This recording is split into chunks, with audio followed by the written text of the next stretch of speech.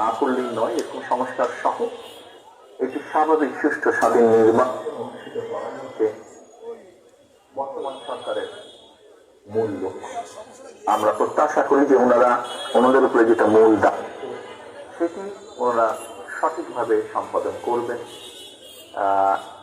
এটাই তো আমাদের কাছে ওনাদের চাওয়া রাজনৈতিক দল হিসাবে। আমরা আশা রাখি, প্রত্যাশা করি যে ওনারা করবেন কাজটি সুন্দরভাবে।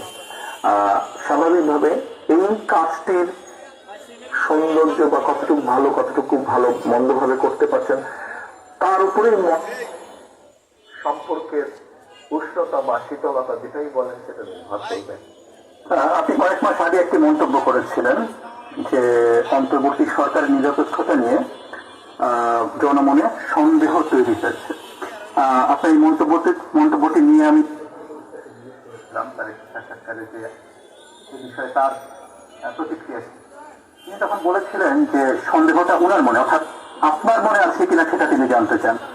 আপনার মনে কি সেই সন্দেহ আছে? দেখুন, আমি যখন এই কথাটি বলেছিলাম সেই সময় পর্যন্ত,